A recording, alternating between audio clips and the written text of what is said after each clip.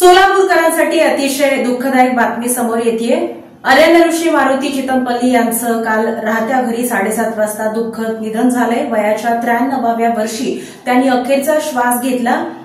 गिरणी कामगारांच्या घरात जन्म झाला, पण या माणसानं पद्मश्री सन्मानानं मिळवला आणि त्यांच्या जाण्यानं नक्कीच सोलापूरकरांच्या मनामध्ये मोठा भावनांचा आगोडंब उसळलाय। पद्मश्री मारुती चितमपल्ली यांचे वृद्धापकाळाने निधन झाले आहे। ते 93 वर्षांचे होते।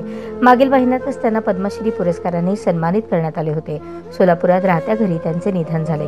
चितमपल्ली यांचा जन्म 1932 साली झाला होता। 30 एप्रिल 2025 रोजी राष्ट्रपतींच्या हस्ते त्यांना पद्मश्री पुरस्काराने सन्मानित करण्यात आले होते। काही दिवसांपासून त्यांची प्रकृती खालावली होती।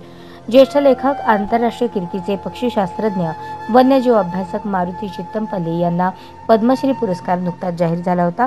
सोलापूरच्या गिरणी कामगारांच्या घरात जन्मलेल्या चितमपल्ली यांना अरण्य ऋषी म्हणून ओळखले जायचे। वनाधिकारी म्हणून सरकारी नोकरी करतच त्यांनी वन, वन्यजीव आणि पक्षीशास्त्र या विषयांवर स्वतःला वाहून घेतलं होतं।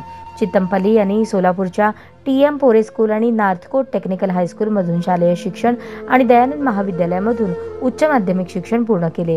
त्यानंतर पुढील व्यावसायिक शिक्षण त्यांनी स्टेट फॉरेस्ट कॉलेज, कोइंबतूर आणि बंगळुरू, दिल्ली, कान्हा राष्ट्रीय उद्यान, मध्य प्रदेश, डेहराडून येथील संस्थांमधून घेतले।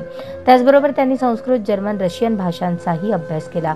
राज्य सरकारच्या वन विभागात 30 वर्ष त्यांनी नोकरी केली। या कार्यकाळात ते मेळघाट व्याघ्र प्रकल्पाचे उपसंचालक देखील होते। या प्रकल्पासह कर्नाळा पक्षी अभयारण्य, नवेगाव राष्ट्रीय उद्यान, नागझिरा अभयारण्य यांच्या विकासात त्यांचे महत्त्वपूर्ण योगदान आहे।